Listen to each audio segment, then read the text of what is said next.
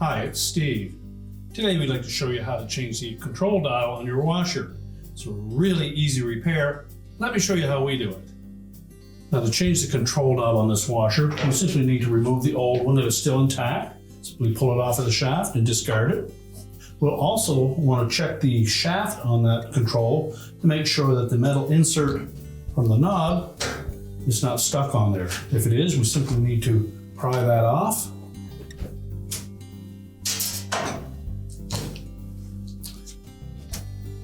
Line up the new control knob.